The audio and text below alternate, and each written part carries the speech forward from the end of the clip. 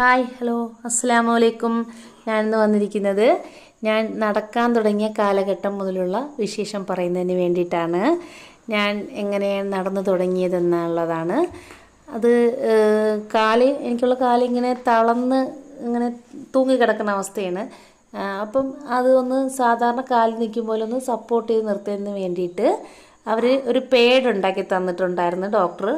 അത് ബാൻഡേജ് പോലത്തെ ഒരു തുണി വെച്ച് ചുറ്റി സാധാരണ കാലിരിക്കും പോലെ ആ രീതിയിൽ ഇരിക്കും. അത് ആ ബാൻഡേജിൽ ചുറ്റി ഇങ്ങനെ വെക്കുമ്പോൾ കാലൊന്ന് സപ്പോർട്ടായിട്ടിരിക്കും. കുറച്ച് നാൾ അങ്ങനെ കാലൊന്ന് ആ രീതിയിലൊന്ന് ഇരിക്കാൻ വേണ്ടി അങ്ങനെ കെട്ടിയും പിന്നെ അത് അഴിച്ചു വെച്ച് കാലിന് എക്സർസൈസ് ചെയ്യും. അങ്ങനെ കുറച്ച് നാൾ അങ്ങനെ പോയി. പിന്നീട് അതുപോലെ ഇരിക്കൂലായിരുന്നു. പിന്നെ ഇരിക്കാതെ വരുന്നതിന് വേണ്ടിയിട്ട് ഒന്ന് സപ്പോർട്ട് കിട്ടാൻ വേണ്ടിയിട്ട് എക്സർസൈസ് ഉണ്ടായിരുന്നു. ഇരിക്കാൻ വേണ്ടി എൻ്റെ നടുവിന് എക്സർസൈസ് കിട്ടാൻ വേണ്ടി ഫ്രണ്ടിലും ബാക്കിലോട്ടും പയ്യെ ഇങ്ങനെ മുമ്പോട്ടും പിറകോട്ടും അനക്കി കൊടുക്കുമായിരുന്നു നടു. അങ്ങനെ കുറച്ച് നാൾ അങ്ങനെ അനക്കിയപ്പോൾ നടുവിനൊരു ബലം കിട്ടി. അതുപോലെ തന്നെ പിന്നെ കാലിനിടാൻ പിന്നെ കമ്പിയും ചെരുപ്പും ഉണ്ടാക്കി നിർത്തി. എൻ്റെ ഒരു കാല് നീളം കൂടുതലും ഒരു കാല് നീളം കുറവുമാണ്. അത് അഡ്ജസ്റ്റ് ചെയ്ത് കൊണ്ടുള്ള കമ്പിയും ചെരുപ്പും പിന്നെ കയ്യിൽ സപ്പോർട്ട് ചെയ്ത് 2 വടിയും ഉണ്ടായിരുന്നു. അത് ഇട്ടുകൊണ്ട് എന്നെ ആദ്യമായിട്ട് നിർത്തി ഭിത്തി ചാരി നിർത്തി. അങ്ങനെ ഞാൻ തന്നെ സ്വയം കാലൊന്ന് അനക്കി ചലിപ്പിച്ച് തുടങ്ങി. അത് ഇട്ട് കമ്പിയും ചെരുപ്പ് ഇട്ട് നടക്കുന്നത് വലിയ കഷ്ടപ്പാടാണ്. ജസ്റ്റ് ഒന്ന് ചലിപ്പിച്ച് നിൽക്കാനേ പറ്റുള്ളൂ. വീടിനകത്തൊക്കെ ഭിത്തിയിലൊക്കെ ഒന്ന് പിടിച്ചുകൊണ്ട് ഒന്ന് അങ്ങോട്ടും ഇങ്ങോട്ടൊക്കെ ചലിപ്പിച്ച് നിൽക്കാനേ പറ്റുള്ളായിരുന്നു. പിന്നെ അതൊക്കെ കഴിഞ്ഞ് കുറച്ച് നാൾ കഴിഞ്ഞപ്പോഴത്തേക്ക്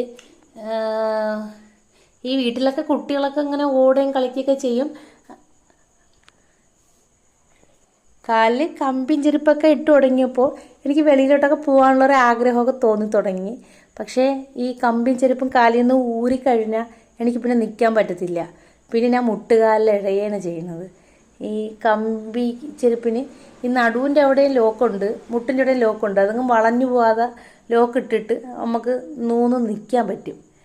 അത് ലോക്ക് ഊരുമ്പോൾ വളയും അല്ലേ. ലോക്ക് അഴിക്കുമ്പോൾ മുട്ടും വളയും നടുവും വളയാനുള്ള രണ്ടിനും പ്രത്യേകം ലോക്കുണ്ട്. അത് ഊരിക്കഴിഞ്ഞാൽ പിന്നെ എനിക്ക് നിൽക്കാൻ പറ്റില്ല. മുട്ടുകാലിഴയാണ് ചെയ്യുന്നത്. പിന്നെ സ്വന്തമായിട്ട് എൻ്റേതായ ഒരു പരിശ്രമം കൂടെ പിന്നീട് വെളിയിലോട്ടൊക്കെ പോകാനായിട്ട് എൻ്റെ ഭാഗത്തുനിന്ന് കൂടി ഉണ്ടായി തുടങ്ങി.